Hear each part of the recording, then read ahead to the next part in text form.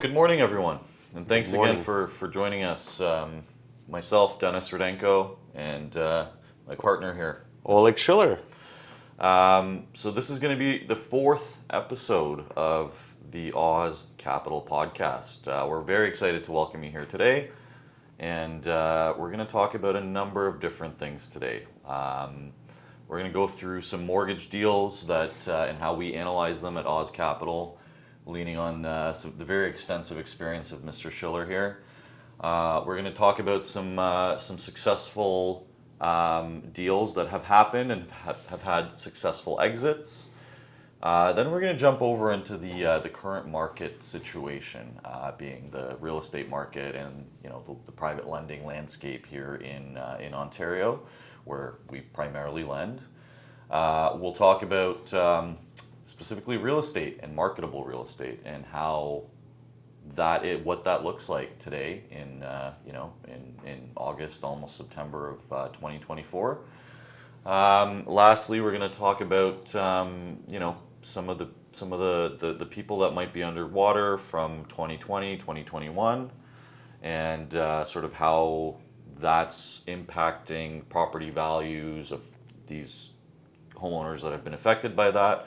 Finally, we'll switch gears a little bit, talk about the rental market and some of the what we perceive are issues in Ontario's tenant laws.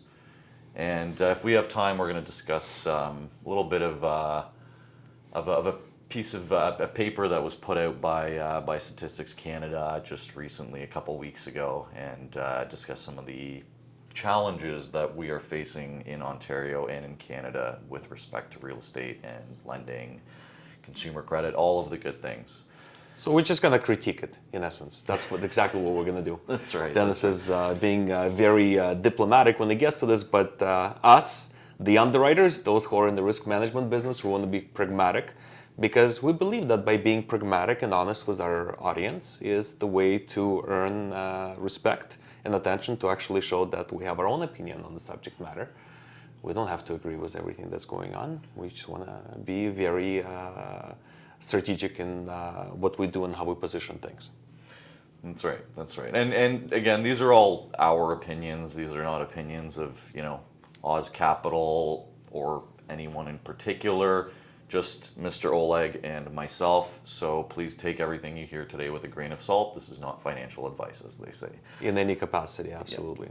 Yep. Okay, so without further ado, let's talk about how do we at Oz Capital evaluate a mortgage, or a deal as we like to call them, and what goes into this analysis. What are the key factors in our underwriting approach? Yeah. What are the criteria that we look for in approving or declining a deal?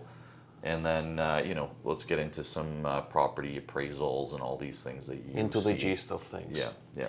So, absolutely. Thank you so much for this, Dennis. The reason, so first and foremost, for those who have not seen any of our podcasts before, we're in a purely residential mortgage underwriting business. We don't touch commercial or industrial or anything complicated. And the reason why we do that and focus specifically on the residential side is because it's so simple to underwrite residential deals. There's not a lot of effort that actually goes into it. Once you get a hang of how to look at specific application, there's no heavy analytics that goes into it. You look at a residential application and it's a straightforward understanding whether people have the capacity to carry for the loan amount that they're asking, whether security is sound, whether the deal makes sense to the investor from the investor standpoint, to us as an underwriter. So there are all these things that we look at to determine if it's a viable investment opportunity and it benefits both sides, which is important, both the borrower and the investor. Then we will engage in doing that specific deal. So just to give you a perspective of things, on average we see 40, 50 applications per week. And they're coming in, and as it happens now, quite a lot of them are actually getting declined because they either don't meet our specific requirements, or the deal just physically, or that just doesn't make sense. doesn't make sense from that perspective. So when the deal comes in, there are specific things that we're looking for, which are very important to us. Number one, of course, is real estate. And the reason is because this is what we're holding as a collateral. The underlying The real underlying estate, security. the security behind the portfolio, right? Our entire portfolio is secured by Ontario real estate, so we have to pay specific attention to make sure that that real estate is in fact, sound, viable, and saleable. So here's what we'll look at. Some of the applications that are coming in have appraisal report attached. Some of them don't. And those which have the report attached, it gives us an opportunity to focus on key things within the report that are vital in us making an underwriting decision whether we want to do the deal or not based on that security. Number one, when I look at the report, which usually is about 45 to 70 pages in certain cases, I go all the way, before I even look at the value, I go all the way down to pictures. I want to see how people maintain the property. I want to have a good feeling that there is pride of ownership, that the property is fairly clean, that it's in good condition. This is an indication of a future behavior. And not just from the maintenance of the property, but also you're looking at the credit bureau and it kind of corresponds. You're seeing, okay, the property is not neglected, it's nicely maintained, and the credit is decent, and the behavior is great. Then we start going up the report. I focus on the value of the property. And evaluation of real estate, whether it's a single family dwelling or a condo, whatever the property is, to me is probably one of the most difficult aspects of mortgage underwriting in today's ever challenging environment, because simply there's so much supply. And because there's so much supply, and a fairly limited amount of people who can actually qualify from the mortgage qualification perspective, you have a lot of supply and not a lot of demand, it's very difficult to assign a value that makes you feel comfortable saying, okay, well, if I give this mortgage for a course of the year, well, what will happen to the value in a year from now? Have I done the right job evaluating the property? So how I do that is, usually appraisal report has 4, sometimes more, comparable sales. And then you look at those comparable sales and you look at sizes and you look at the map where the subject property is located in comparison to the comparable sales geographically, and you see how close they are. And then you're trying to decide whether the value that appraiser has assigned to it makes sense. Here's another important thing. The market goes through a lot of fluctuation and very, very cyclical now. I would say that once every 2 weeks, you would look at the property and say, I don't know if it's worth this much necessarily. Yes, this was my opinion 2 weeks ago. Now it may be less, because the market is shifting all the time. And that creates that level of risk. And this is specifically what our investors come to us to rely upon. Our ability to underwrite the real estate value precisely, or close to precise as much as possible. The second thing that's important to us, once we determine the value, say, okay, well, here's the loan to value that we feel comfortable. Let's look at the request. The request comes in, and we'll look at borrower's credit bureau.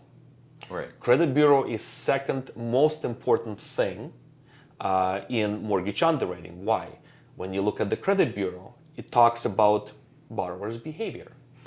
So I was just going to say, you keep referring to credit bureau, maybe for those of us personal that don't credit understand report. what that is. So the personal credit report, but we don't just look at the score, right? Like this is the key. Like I think you're probably going to elaborate on this. You look at behavior, and we look at, in addition to that, we look at statements and things like that as well, right? So can you take us through how we actually evaluate a borrower then? So a lot of consumers and borrowers focus on a credit score. But understanding the mechanism and the formula behind and the algorithm that determines the score, what's important to understand is, and this was the thing from the past, more people look at your credit report, more inquiries gets generated, my score drops. Well, not necessarily. The algorithm has been changed because banks and credit bureaus are realizing that people are going to shop around for the best possible deal. Right. And why should they be penalized if there are 5 or 6 banks are looking at their credit bureau? Yeah. What's important on the algorithm of the formula is how overextended you are. Meaning, if you have a $10,000 credit card, are you at the limit of the 10,000 owing on it, or are you at 3,000? And the general rule of thumb is if you don't exceed the 70% threshold of the debt, the score shouldn't really be affected. It starts really getting affected, starts to get affected when you approach that 100% what's called credit utilization. The other important thing that determines that score is, have you been late on the payments?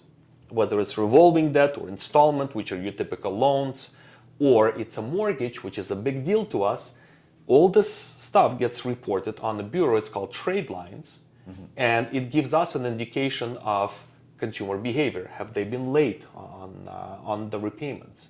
And if they have, is there a story or compelling story? Why? Which determines, okay, well, past behavior may or may not be an indication of the future behavior. Everything is circumstantial, but nonetheless gives us a great idea as to where that specific borrower. Are they going to be late on our payments? Is this going to be a headache that we're engaging ourselves in? Or are we really helping a client who may be in trouble by repositioning their debt and putting them on the right track? Right. So those things are important when the score is determined, and also, but we'll look at the body of the credit report, which is very important to us. So I think income is the next thing. So how do we look at the borrower's income, and specifically, what are we looking for to see? I imagine there's debt service ratios and all these complicated things. Again, I'm not. This is your domain. I'm just a lonely sales guy, or a lowly sales guy, I should say. So please educate me, my friend. Absolutely. So we're not institutional grade lenders. Sure. And we're not regulated to an extent where we have to use debt to income ratios in our qualification. Banks and trust companies, anyone who's under the OSFI umbrella, and obviously the credit unions under FISRA have to use, as financial institutions, have to use debt to income, gross debt to income, and total debt to service ratios to qualify their clients, and they can't exceed a specific threshold. We're more of a common sense lender.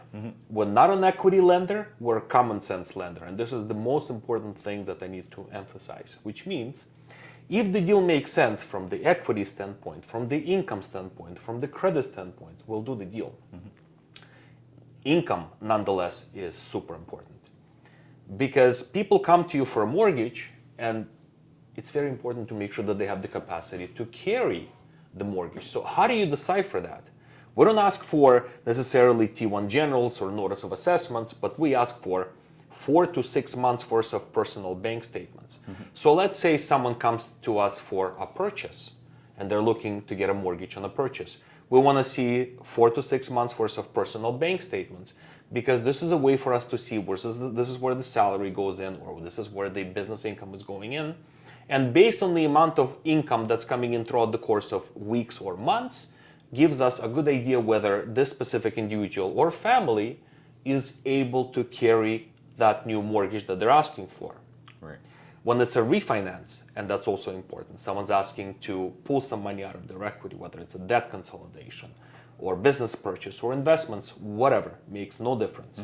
We also ask for 4 to 6 months of personal bank statements, but I want to make sure that I get the bank statements that show existing mortgage or mortgages coming out of that specific bank account. Why? Because I want to get an understanding. Are they flying by the skin of the teeth at the end of the month and sitting in overdraft and asking for a $500,000, $600,000, $700,000 mortgage from me?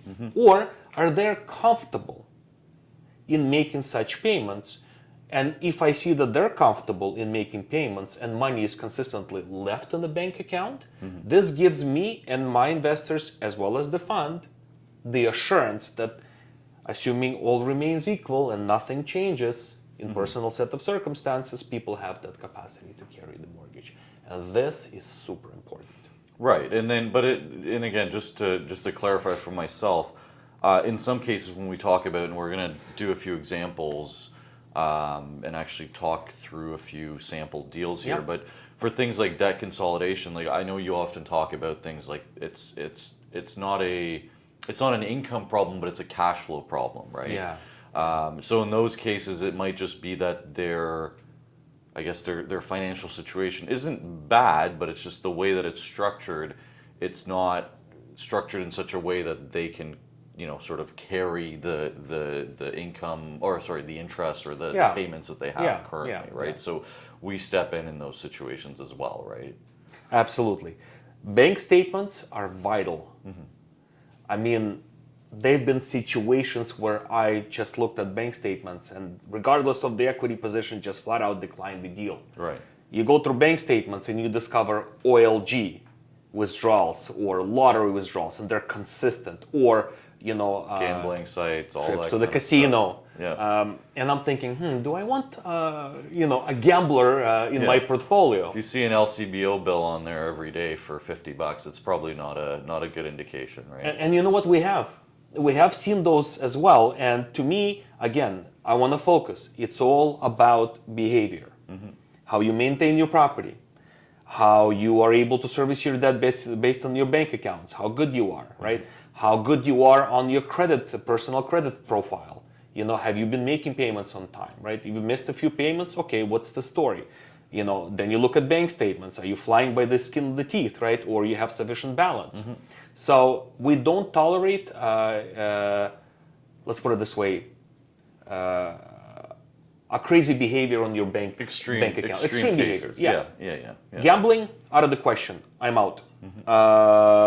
Trips to LCBO, I get it, but I'm out. Thank you. There's going to be a lender who's going to take on it, not me. Not saying that you can't have a bottle of wine every now and then, but if you do daily trips, if there's just a pattern, like you said, right? yeah. No, Daily for sure. trips, no. That's so, all fun and games. But here's the thing: we represent investors. We represent investors, and we have a fiduciary obligation to do 3 activities precisely: originate right type of business, properly underwrite it, and then do full service mortgage administration, which the client now becomes ours, and we measure all the payments all the way up to the renewal of the mortgage. And at renewal, then we make a decision whether we do want to extend additional renewal, or we, for one reason or another, don't want that specific borrower in our book.